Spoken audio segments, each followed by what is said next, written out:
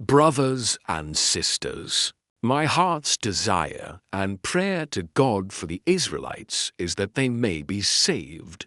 For I can testify about them that they are zealous for God, but their zeal is not based on knowledge. Since they did not know the righteousness of God and sought to establish their own, they did not submit to God's righteousness. Christ is the culmination of the law so that there may be righteousness for everyone who believes. Moses writes this about the righteousness that is by the law. The person who does these things will live by them. But the righteousness that is by faith says, "Do not say in your heart, 'Who will ascend into heaven?' That is, to bring Christ down, or who will descend into the deep. That is, to bring Christ up from the dead. But what does it say? The word is near you. It is in your mouth and in your heart. That is, the message concerning faith that we proclaim. If you declare with your mouth, 'Jesus is Lord,' and believe in your heart that God raised him from the dead, you will be saved. For it is with your heart that you believe and are justified, and it is with your mouth that you profess your faith and are saved. As Scripture says, anyone who believes in him will never be put to shame.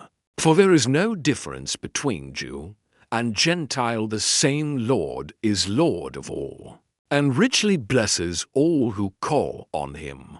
For everyone who calls on the name of the Lord will be saved.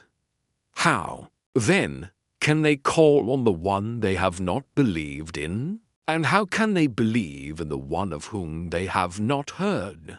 And how can they hear without someone preaching to them? And how can anyone preach unless they are sent? As it is written, 'How beautiful are the feet of those who bring good news.' But not all the Israelites accepted the good news. For Isaiah says, 'Lord, who has believed our message?' Consequently, faith comes from hearing the message, and the message is heard through the word about Christ. But I ask, did they not hear? Of course they did. Their voice has gone out into all the earth, their words to the ends of the world. Again I ask, did Israel not understand? First, Moses says, 'I will make you envious by those who are not a nation.